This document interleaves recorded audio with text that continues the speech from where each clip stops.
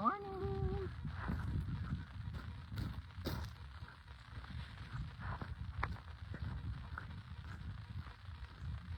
What's all my friends doing?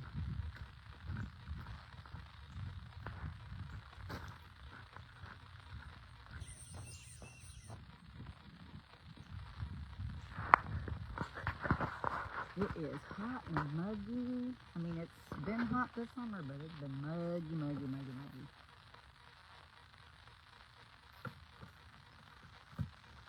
Not every day it's muggy.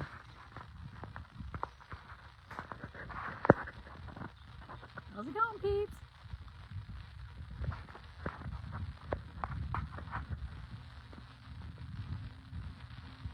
So we had a day yesterday. It was a pretty good day. I had 2 mother-in-laws and then my daughter-in-law's mom, and they came and got their scalp massage on. I call it a shampoo head and scalp massage. So I just do like different manipulations, you know, scrub a little bit. It just depends on you. You know, some people are really sensitive to certain things. So I did a little scalp scraping. Yeah, I did some styling and cut my mother-in-law's hair, my first mother-in-law. So she's my late husband's mama. The kids is grandma, so my grandkids is great grandma, and she lives in Greece. And so she came out from Oregon because she was in Oregon staying there at her friend's house for a little bit, and then came here.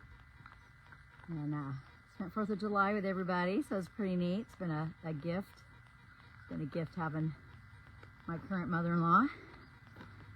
And it's pretty neat having everybody together like that, you know. We're in an age where we can tell stories.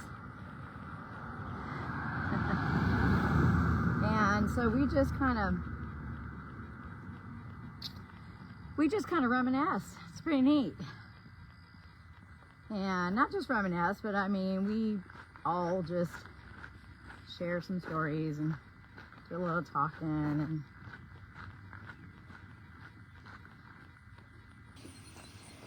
yeah, I think there's a lot of healing in that. Look at that corn. Isn't that amazing? And it's amazing what happens, you know, when you gather around a bunch of women, you know, different age groups, so different decades, 50s, 60s, 70s, 80s. And you know, you think your life experiences are going to be so different. And yes, you know, the details are different, but really the experiences that we all go through and share, there's so many similarities, you know. And yeah, so, you know, being widowed, you know, she lost her husband a year ago, and I can only imagine, because I haven't experienced being married for 50 years, you know, not at all.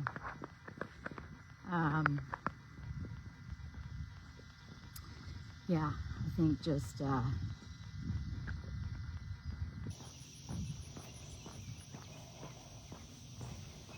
think filling that void, you know, is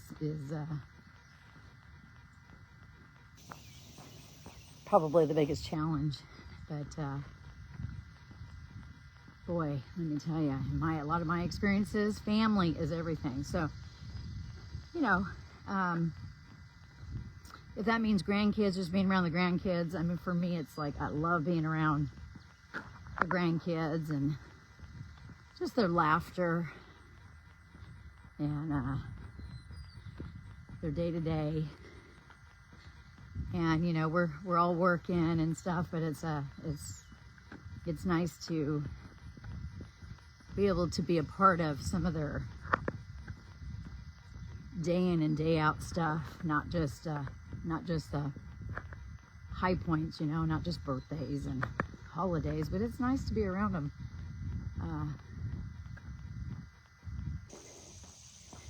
You know, especially when they've, you know, they need a little grandma time or something, you know, and so falling down, skinning their knees or something. It's grandma's got to kiss her boo-boos, you know. So anyhow, good morning. Love seeing y'all. So I do like to walk, and it's I haven't been getting out and walking every single morning. I've had, you know, visitors or something I got to get done in the morning, and then it's like, oh, got to get to work. So it's been good.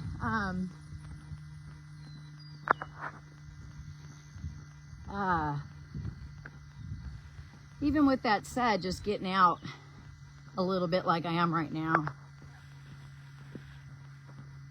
Just throwing out my tennis shoes. You know, sometimes I get out of bed and I'm like, okay, I'm gonna go brush my teeth, right? You just get out of bed and the first things you do, go pee, brush your teeth. I drink water. I like to drink some water and then have a little coffee. And a lot of times, like, I don't have my coffee with me, so I drink it. I drank it at the house. A lot of times it's like just to get out the door is challenging, because my brain is going, oh, but wait, oh, but you got this, oh, but you got that, oh, you forgot this, you forgot that. So this morning I just said, you know, it's okay. I'm just gonna get my have my quiet time, get my reading done, which has been, I'm gonna say 2 years now. I've been consistently getting up early and doing some kind of reading, some kind of workbook, maybe a little study or something. And sometimes, you know, and I'll do that, and I'm not perfect at it, but man, you know, because I've never been like an avid reader. And it's not that I don't like it. I think it's just really hard for me to settle down my mind and just sit. And I learned that I just busy. It's like, I don't want to be obsessive. I've always have that little chatter, you know, in my head that says, you can let the dishes, just let them go. You guys can go to your daughter's house or go visit the grandkids. You know, if somebody calls and says, hey, so-and-so just showed up, you got to come and see them, you know. It's like, I got a sink full of dishes. I used to, where I'd look at that and go, we can't rush out the door. We got dishes to do, you know, or something. You know, the things that you just, for some reason, we make that so important. We make it like more important. And so I try to work on that. I know I got a sink full of dishes right now. And if I would have stopped to do those, I wouldn't be out here. So I have to know, I have to like remind myself that I'm going to get back to the house after this and I can do them. I do have a dishwasher. I don't need to use the dishwasher I think the dishwasher actually has clean dishes in it. And, you know, I'm not raising kids anymore, and I don't want to miss out on, you know, my visits, or I don't want to miss out on spending a little more time with sitting and sipping coffee with, you know, my visitors at the house, my mother-in-law, any kind of family or friends that they come and stay.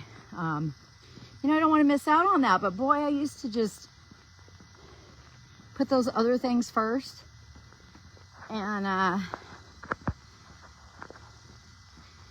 here to say you can teach an old dog new tricks, because I think if you really, really, really want something, and obviously it's we all know this, right? Because, you know, if I want to be healthier, or lose a few inches, or, you know, all the things. I want whiter teeth, so I'm going to start using the the toothpaste whitening, or maybe get some bleaching or whatever, bleach my teeth. Or I need new shoes. I want these new shoes. I get them. Priorities, right? Or I need whatever it is, you know, it's like,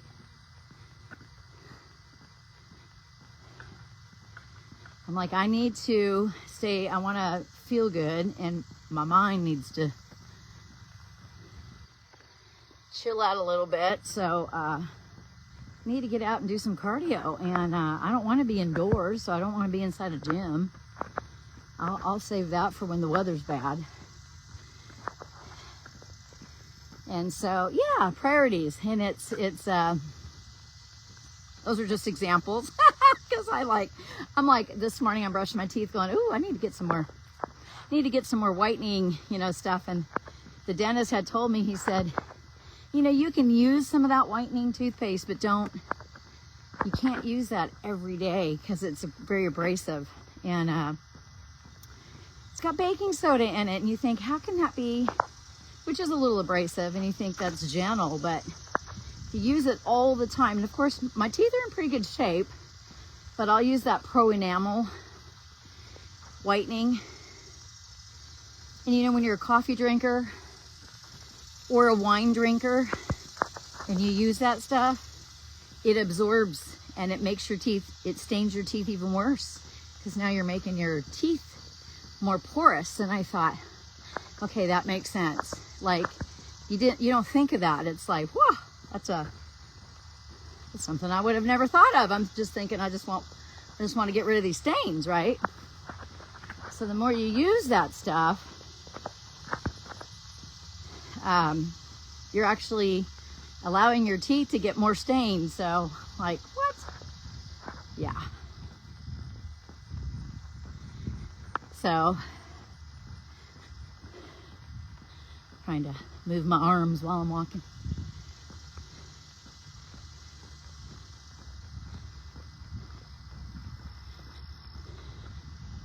Morning. Now, you know, I put a little caption on my Facebook because it's like, you know, I love to walk, but I love seeing, you know, I love having a conversation about certain things. And so walking and chatting, right? We walk and chat. And one of my walking groups that I'm in, I'm in 2 walking groups. I don't know how I did that. Like, I don't need to be in 2 walking groups, right? I just need to be in one. I think I thought one of them was the same, and it turned out to be, it's got a little different picture on it, which I wasn't paying attention. Sorry for the glare. And so yeah, so I'm like, I don't need to be on both of those, but it's okay. So when I do a live like this, I'll put it on my walking group, and it's funny because I'll get little messages from people from different countries, and I think that is the most awesome thing. Now, to do that, you can go into your settings and open up. I think there'll be some, it's been a while since I've done it, so I can't tell you exactly what it looks like, but you can open up outside of the United States, right? You can go into other places. So I guess I've done that. And a while ago, when I was in Arizona walking just about every day, I was walking. And so this is how I get it done. And it's fun when you've got a community with you, right? Because now we can exchange conversations and experiences. And I'm like, okay, it's hot right now, and it's not, let's see, Okay, it's now, right now, 8 o'clock. And so what I do is I go down and I do maybe I'm gone for 45 minutes to an hour. And that's how I do it. I don't always like say, oh, I'm gonna go 2 miles or 3 miles or 6 miles or 10 miles. I don't do that.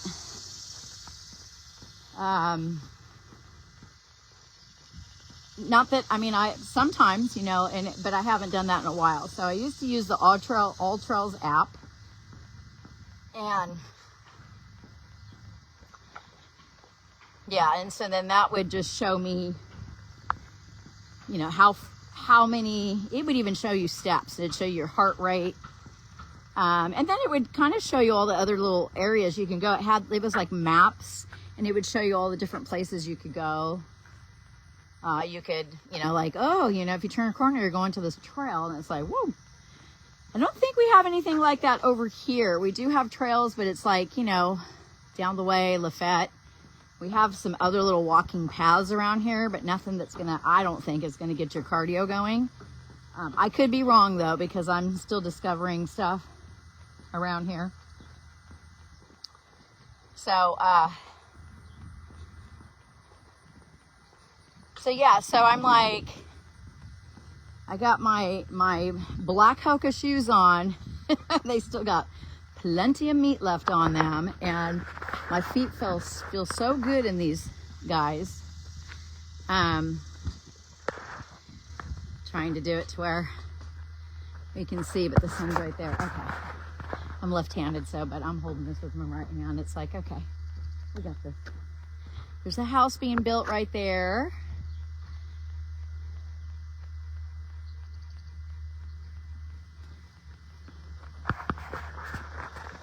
So yeah, so we're, let's see, so tonight, let's see, Tony and I, we're part of the CR ministry, and so we're going to be going to, we go to our CR, meet up with our CR family on Tuesdays, and it's pretty neat, because it's like, we have like a rotation thing going on, where sometimes I'll get up and say the Serenity Prayer, or Tony and I both get up and we'll go through the principles. And then, you know, and it rotates, and then somebody gives a lesson. And then this last week was a lesson. This week is a testimony. And you talk about inspiration. And I think to myself, you know, some of the people that I know that have came in my life, just, you know, people, how they cross through your life. They're in your life for a season, and then they're not there. Maybe they show back up at some point. I heard somebody whistling a tune. Yeah, while they're building that house over there, or framing or whatever, they're just whistling a tune. Good morning. Hope you're doing well. Good to see you. I love seeing people pop on my live. I love it when people engage in a chat or something, or they have something to say about something I'm saying. And you know what? It really helps. It helps with my algorithm and everything for my page. And I love it when you guys pop on, because I've got my little head spa business. And they know that I'm an avid walker, and it just really helps, and I appreciate y'all. And, you know, you guys can send me your link if you've got something going on and you need somebody else, another follower or something. So I'm happy to do that. If you do that for me, I'll do it for you. So other than that, we're just walking and chatting, and looking at all the beautiful wildflowers and the summertime, all the summertime little growth, you know, out in the grass and stuff, because it's like, we've got the most beautiful flowers that, I learned my lesson, because I was cutting a whole bunch, and I'm like, oh man, I'm going to cut me a bouquet. And the next thing you know, I've got bugs that I've never seen before in my house. because I'm just bringing them in because they're so pretty. And so there's these white, but I know that the sun is right on your eyes. So there's these white flowers. They shoot up, and it's just this big round spread of a bunch of little tiny flowers all in a cluster, but they're itty bitty and they're so cute. And then some of these blades, look at this. Blades of grass. I mean, they're just thick. It's so pretty. I enjoy it. Little butterflies and kinds of neat stuff. But yeah, one of my grandsons, he picked a bunch of flowers and he's like, Gigi, these are pretty, but you want to keep them outside. So you just want to look at them outside, because if you bring them in the house, you're going to have bugs. And I said, okay, thank you for that. Thank you for letting me know. Which, I knew because I experienced it already. And it's like, I know my daughter-in-law was saying, I love the flowers. Thank you for picking them, but please don't bring them in the house. And I understand that now. There's probably something you could do with them, to get rid of. Let's see. To get rid of the bugs. But look at these teeny tiny little flowers.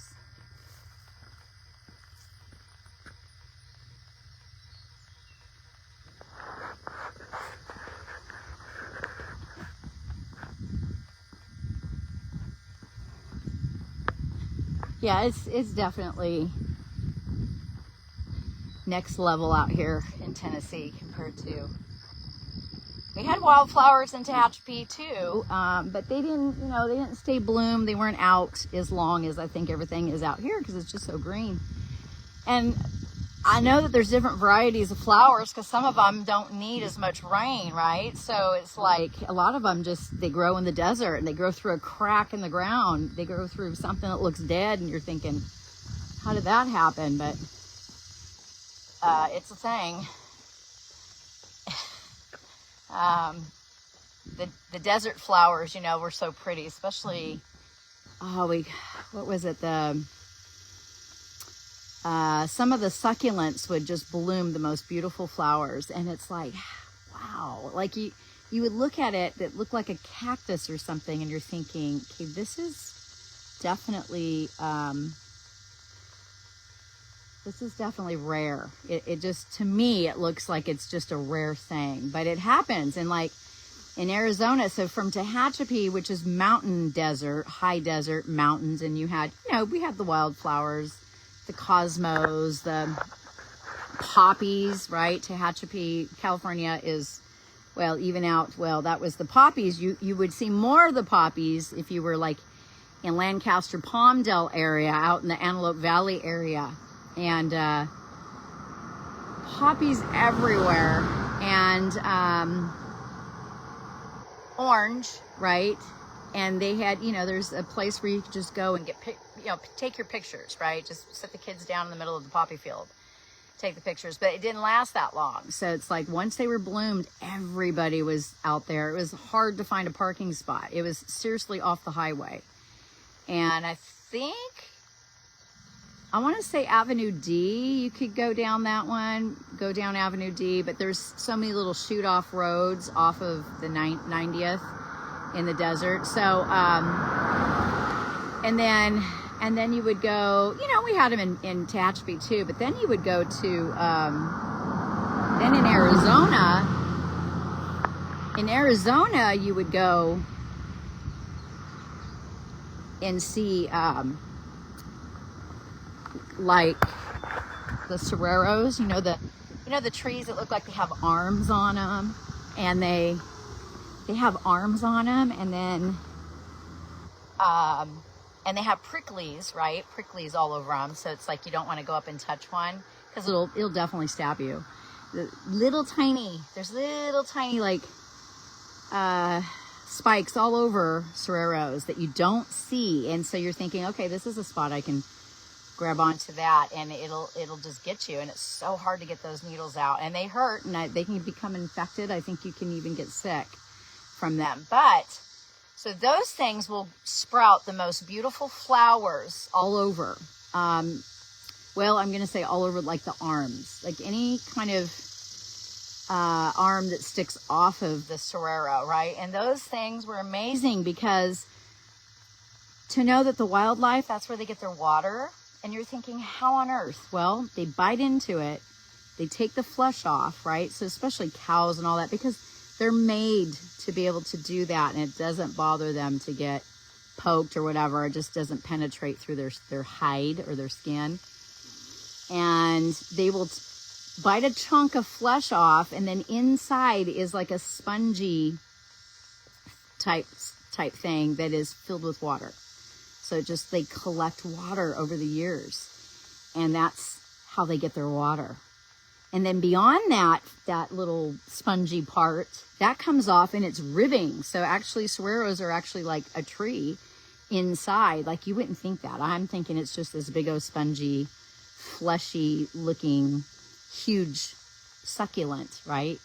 And it's definitely got, so there's a lot of value to those, because people make furniture out of the ribbing.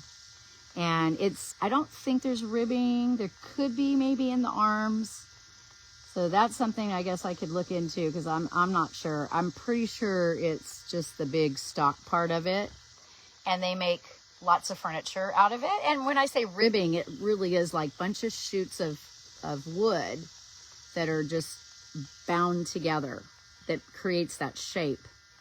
And then people make headboards. They make like Windsor chairs, like the back of the chair, they take the ribbing and they bend it. And then from the root source, from like different, so they do that with that. And I don't know if they combine it with other wood, but they actually have like the mesquite trees. The root system on a mesquite tree makes the most beautiful furniture. And people make, their tables, their kitchen tables, their chairs, their, all that. So it's just amazing what people do, in the talent, and just the where the wood comes behind all that. It's like, what? Because I'm thinking, not growing up in that area in the Southwest, I'm thinking this is amazing. Like, I am so in awe of the craft, of how somebody that has that craft, that they can take that type of wood and they can make it into something really awesome.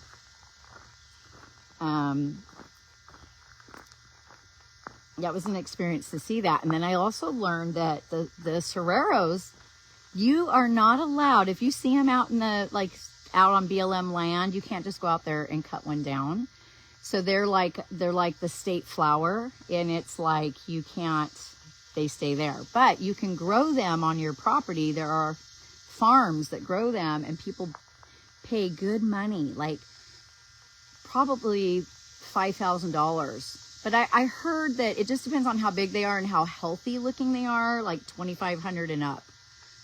And then they come home and they, do the thing that they need to do to turn it into furniture. And it's just like, what?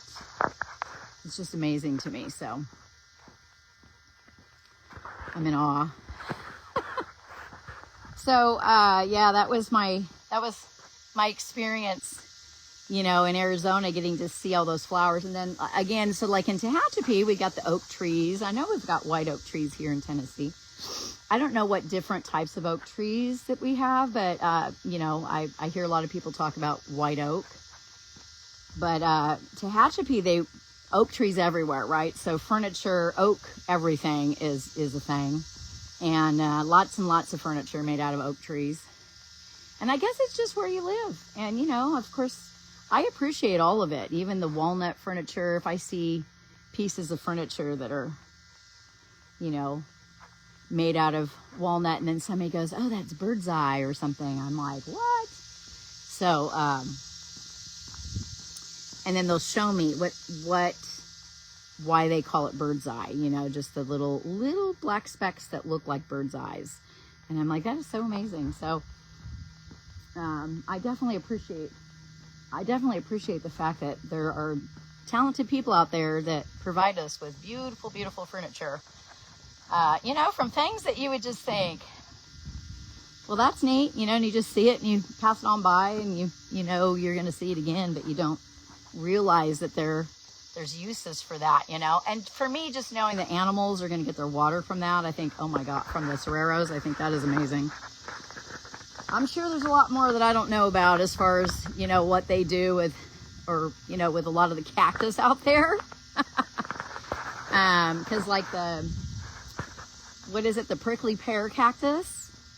You know, there's a lot of people that they have that, they eat the actual cactus, and you can see it being sold in the leaves, you know, the big round circle parts of the cactus.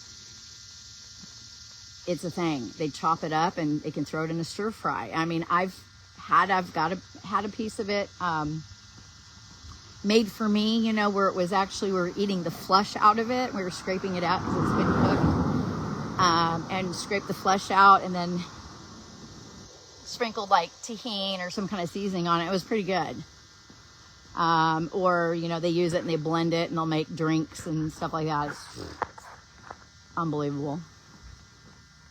And then, of course, the prickly pears, you know, they're like a dime a dozen out there. So, whew. So anyways, as I'm walking, I did put some lavender essential oil on me because the skeeters, I'm going to call them the skeeters. That's what everybody calls them out here. The skeeters out here, they don't like them. So they don't like the, I'm going to move on because there's a dog over there. And they don't like the lavender. I just noticed Mr. Doggy. It's like, okay, Mr. Doggy, please stay over there. Somebody's house. He's on their porch. I can walk pretty fast. I'm not a runner. I used to slow jog a little bit. I would walk fast enough to where you would think I was jogging.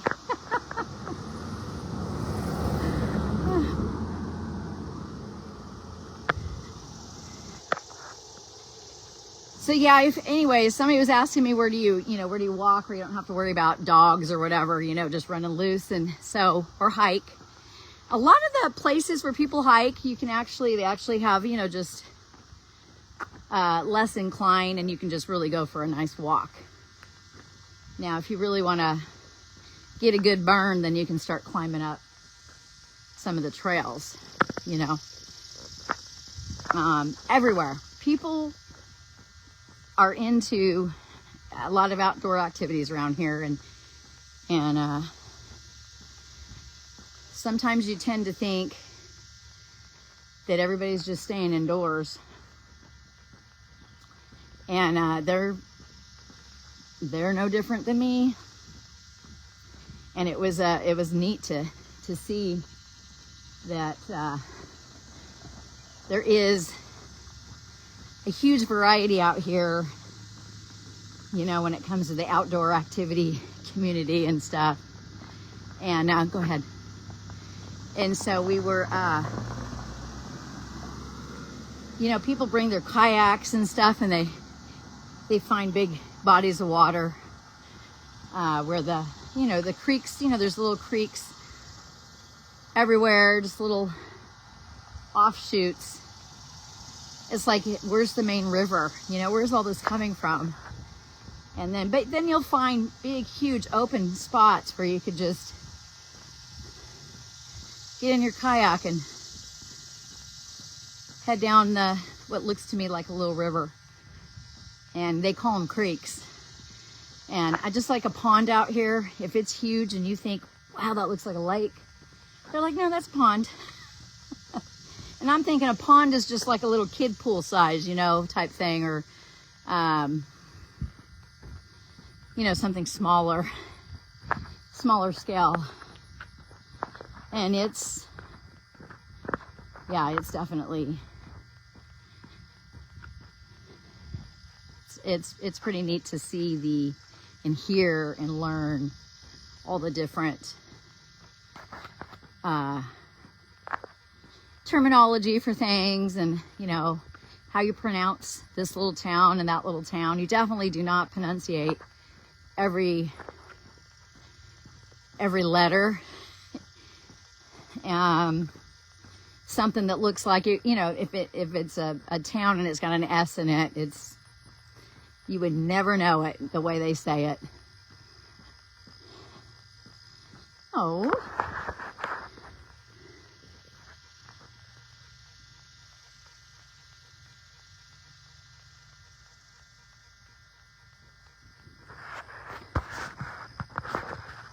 Little butterfly.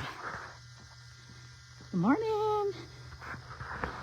So we would say Lafayette, and it's not, it's Lafayette. And like Louisville, that's how it's spelled. Nope, it's Louisville. Or Louisville. It just depends on who you're talking to. And how strong the draw is, right? 'Cause the draw could be really strong in certain areas, and then other areas. Because I know Dolly Parton, being from Tennessee, she's got a draw. And so being in what she calls it, the Smoky Mountains, it's no joke. You come from the Smoky Mountains of Tennessee, you're going to have a draw like Miss Dolly Parton. And then, you know, places like,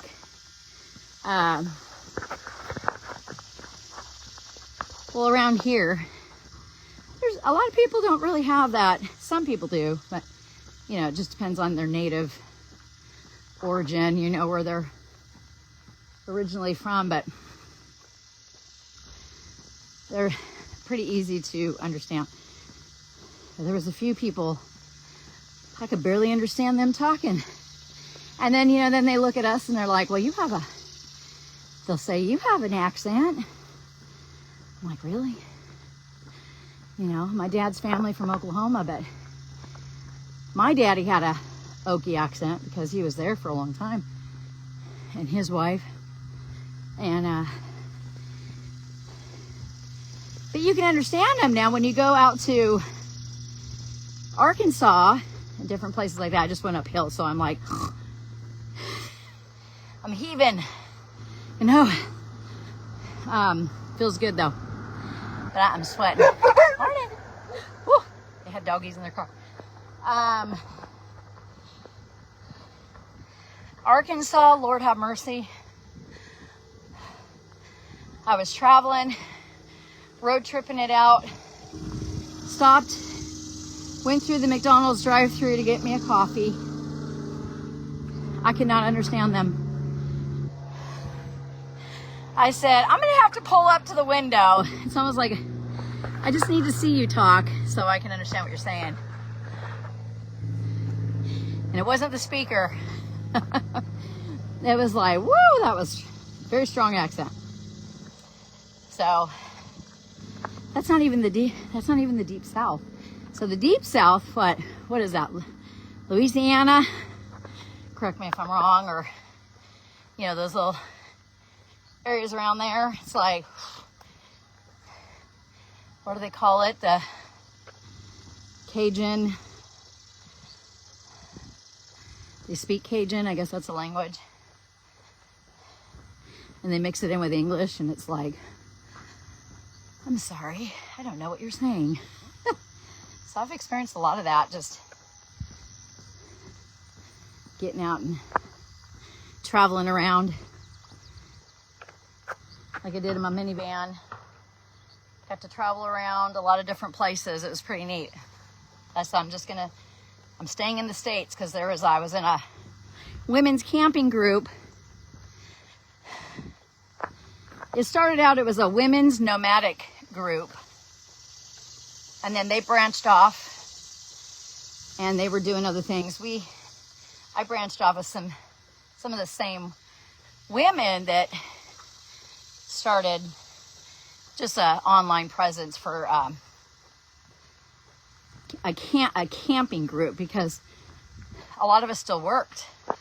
So a lot of the women nomadic group, that was their way of life forever and ever. They were gonna always travel around and live out off grid and stuff. Now, being a part of the women's camping group, you can still do all those same things. There's no rules, but we branched off because we kind of all went in different directions at one point. I mean, it was like clusters of us. And so this one gal, she was the admin, and she was so good. I shouldn't say was, she still is, and I'm still part of that community, the women's camping group. And the thing that I loved about that was you're plugged in, and you have somebody that's, you know, got your back, kind of just, they know, besides your family. But, you know, a lot of the women were, I shouldn't say a lot, but there was a few women that were so much older, and, you know, everybody had a story and a different journey, and they didn't have any family. They were like estranged from family or something. And so it was, we kind of became their family. And it's like, do you guys know where Jean is? You know, do you know where Karen went? Do you know where Cindy is? But we stayed plugged in like that, just to make sure everybody was okay. And then we would, you know, GPS is wonderful, right? So we would all come together and with the GPS and say, okay, you guys are there, and you're there, and you're there. And there was one gal that was really good at this. She was really good at coordinating everybody. So it was like, everybody bring your gifts. Everybody had something to bring to the table, you know. And some of us would walk, and you know, I would always stop off at a place where I can get out and walk when there was a lot of people, because, you know, you learn the ways of the open road and the ways of being out, I'm going to say nomadic, which just means you're like a nomad in a way, because you could be part-time or whatever, because you're living out of a camper, some kind of RV, right? And it could, whatever that looks like for you. So mine was a conversion. It was just a little minivan that I converted, but we did a lot of different things. And some of the ladies had big, huge rigs, and it's like, if you want to take a bath or you want to take a long shower, come on in. You know, and everybody had something to bring to the table. It's like, thank you for providing that. If you need a haircut, I can cut your hair, you know. And so I provided my services while they were, and we were trading, and it was wonderful. And I thought to myself, now let me tell you, it wasn't glamorous, trust me, not at all. I mean, you know, I was like this most of the time. My hair was under a hat, and but I was protecting my scalp from the sun. And you don't have access to a shower. You know, it's not like you're waking up and able to take a shower every day, but that is your choice. And so what I did is I learned from a lot of these women that there is an organization called Wolf, and it's, if I'm spelling it right, it's WOOLF, and it's what you do. It's a acronym for something I can't remember, but you are working usually off grid for somebody and trading for something. And that would be, I'm going to work like during harvesting season, I'm going to work your fields with you, right, to hook up to full power. I didn't have an RV, I had a camper van. So it was nice for me to have, I had my hotspot, so I had a little internet, but I didn't always have a good internet connection. So to watch a movie for a long period of time, I was mindful of where I was going to be to get that. But I would be, I would do it for like a long shower, and to be able to just bunk there, you know, in a bunkhouse, and where I can actually, you know, sleep, spreading my legs out, my arms out, you know what I mean? Because in my little minivan, it was, you know, you're a little bit more confined, which I could spread out a little bit, but I did make a little bed to where it was lifted, because underneath it, I had my little Rubbermaid drawers, right? And they were organized. One was for kitchen, one was toiletries, right? One was whatever, movies, storage, and then clothes, right? And I had some solar, but you could trade. So I would trade with somebody that had some of these people that had huge RVs were just like, sweetie, you could come and take the longest shower, because they have the big old tanks. I mean, not a super long shower, but you know what I mean. And big tanks of water, so we were able to do it. And it was a good experience. And then, but then when I was part of the wolfing during harvest season, some of them you can join them and be on payroll and they would pay you, or you can trade, and it's usually for a certain period of time. And they had it organized to where it's like you pick one. If you're going to trade, then you're here this long and you get the free amenities, right? You get the amenities. You can sleep in, they had like a little cottage or a little cabin, little ranch style cabin. They had different, I'm going to call them cowboy bunks, and it was safe. They all had locks. You can lock yourself in, lock yourself out, combinations. And the organization, trust me, there was plenty of people around, because people are, I've always been asked questions like, aren't you worried about creeper men or whatever? And it's like, I really didn't, but I was mindful of it. So like if I saw a strange person that I had never seen before, man, opposite sex, right? It's like, you just make sure that you're not, I just made sure I wasn't left alone. And so, but you're not, because there was so many people working this ranch. And so it was, the opportunities for being by yourself were very slim to none. And then, so I would offer to cook breakfast for everybody. No short order cook, right? It's like, this is what I'm making. I'd make like a skillet, something that was just a bunch of eggs, sausage, bacon, whatever, and throw in all the veggies and stuff. So it's like a scrambled omelet or something. And everybody loved it. Or they would just be hungry and grateful, like, thank you, and it was just easy. And then you had KP, duty. You had regular bathrooms. Now, if you're out in the fields, you still had a regular bathroom, but then they also had portables. But, you were a part of the ranch, so you were part of you were there, so it was like everybody pitches in. So, those things need to be cleaned, and you cleaned them. So, and if you needed to, you had a period of time, you had downtime, but they really did want you to give them at least like half a day's work inside. Hi, baby. Hope he's on a cable. There's a little basset hound.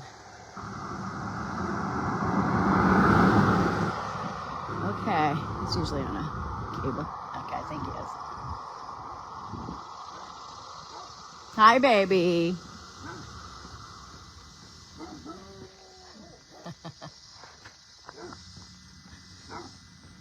So yeah, we got to do that and trade, and it was such an awesome experience. And if you weren't raised around any of that kind of stuff, it's like,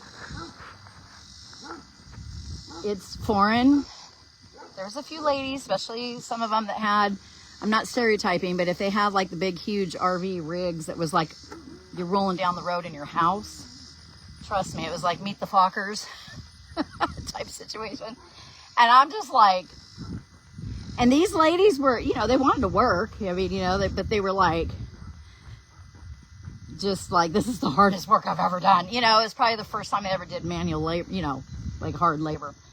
And, but I tell you, if you needed somebody that was techie, they were the ones. You need somebody to type up something, they were the ones. Everybody had something to bring to the table.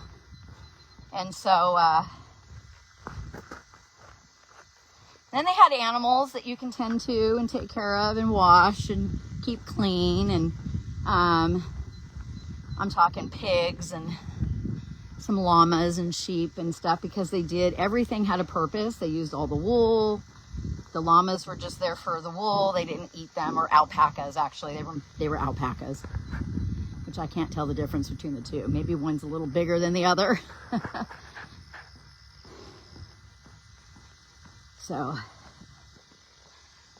yeah, so I would participate, probably stay. I stayed at one wolfing place for about 2 weeks, and then the ranch I worked on was kind of like that. It was I was near Patagonia Highway. It was right on the border of Nogales, Arizona, and Nogales, Mexico.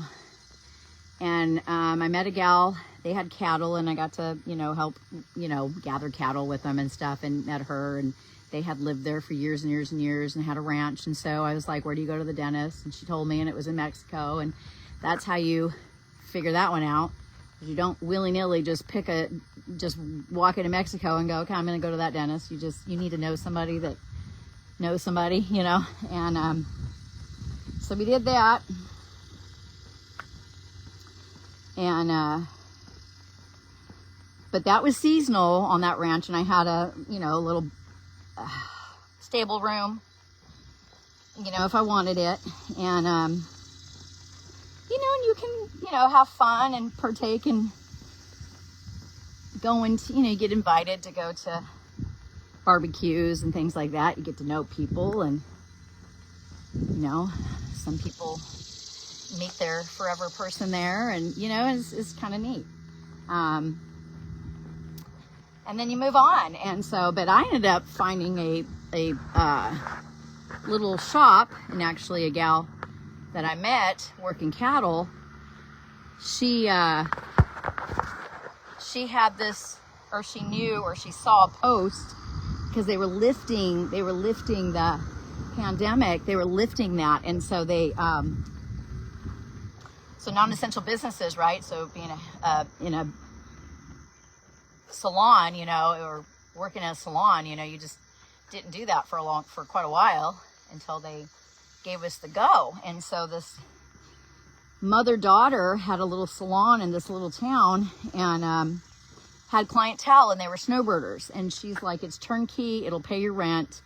These people will just show up because they don't want to go far. They can walk to you from their little house or little casita, their RV, whatever, and you will be busy. And no joke, I had to just take a leap of faith and believe her. But when I saw the book, and she said, we came in just like you, not knowing hardly anybody, and people came to us. So it really, they were, customers weren't about there. They were about need more than your skill set. And of course, they're not going to come back if they don't like the haircut, but it was a need. And so they would come in, because there was other salons, but you had to drive, right, a little ways, and they didn't want to, right? So they wanted something convenient to walk to, whatever. So I took over like the lease on the shop. It was just 1 year at a time. And my rent was paid for. I made a good profit. I made some money. It was good. And paid my taxes and did all the things. But it wasn't easy, because it was at that point, it's like I'm still working on, still on the ranch. Finally, I had got rid of my minivan, got myself my little pickup truck, and just said, I need something that's economical. My minivan was actually getting old, and it was leaking oil. So I was like, okay, that's got to go. But, along the way, it was like the one thing that I cherished the most in that whole experience was how people, a perfect stranger that you just met, right? They were a stranger and now you're friends. They have so much impact in your life, or they've influenced you in some way, or they had something profound to say that sticks with you. And that was the thing that, and they cared about you. They would check up on me. How you doing? Da, da, da. Well, then I found myself like looking for a place to rent, and rent was expensive. There was a lot of trading, so you could trade or whatever. Because I thought, well, maybe I'll stick with this I try to give myself a 5-year plan, and then, and then I could fly out and see my family and stuff. And I didn't quite make it to the 5-year mark because I didn't have that business that long, but a nail lady came in and she took it over, and it wasn't, I didn't buy it from the ladies before me, so I paid it forward and she took it over, and so that was good, and it worked. And you know, you think, oh, weren't you out money? Didn't you buy blah, blah, blah? And you had to pay for your security deposit and your rent. And it's like, if you think about it, I was doing a service, making a profit. I got it back like 5 times over, maybe 10. It probably would have been 10 times over or more if, you know, every year that I stuck it out. So it was definitely worth it. As far as financial part, and you know, it wasn't a get rich, but it was a steady income. I did work at the grocery store for a little while, but I've told a lot of women, look, you know, through my walking journey, I've met so many different people, and they have given me little bits and pieces of some of their story, and actually inspired me that, you know, it's possible to you know, make certain things happen. And if you're thinking like, oh my gosh, you know, I can't, you know, I'm just so busy, or I'm stuck in this pattern of, I'm just, you know, I have a routine, and, you know, you're not raising kids anymore, and you're in my stage of life, and it's like, it's possible to, if you feel confident to get in your car and go on the open road, you know, you can avoid the busyness, the busy trafficy area. You can, because there's little toll roads and stuff, and you can do it. You don't have to go into the big cities. There were some times when I was on like the I-40 going through like Houston, Texas, and Austin, and it was like driving in LA. And if you've never experienced driving in LA traffic, because you know, us having to drive to LAX, right? We would drive to LAX or Burbank from where we lived in Tehachapi, California.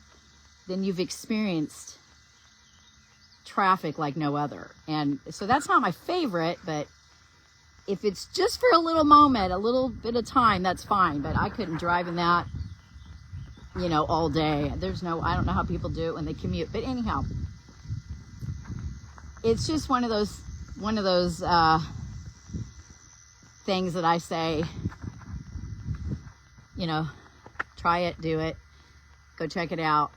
That's my journey and all the things that I've done, because it's my personality. I like to get in there, get my hands dirty. I like to work. I love physical labor.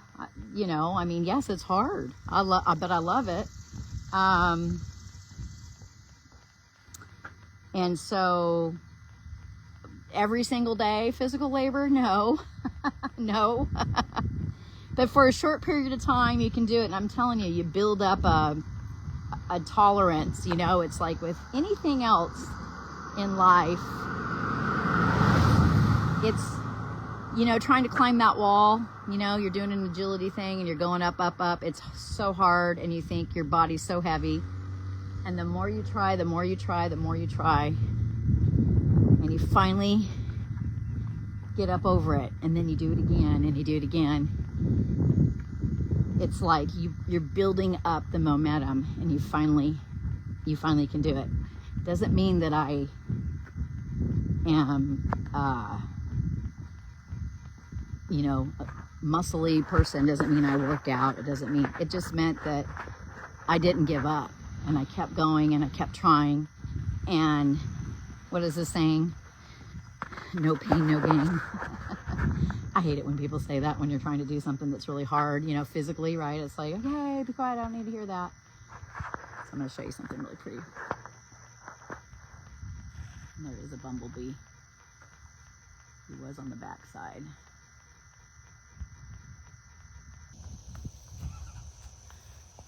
I think these are the ditch lilies. There he goes. Oh, he's pretty.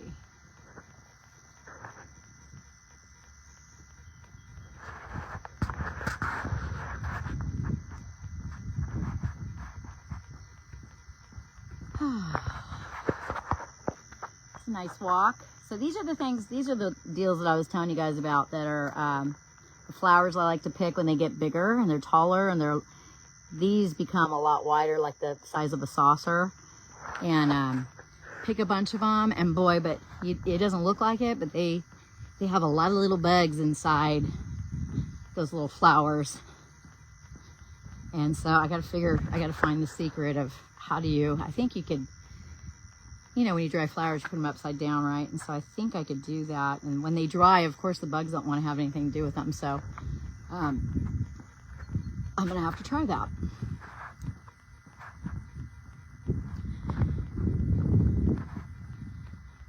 Oh, this feels so good right here.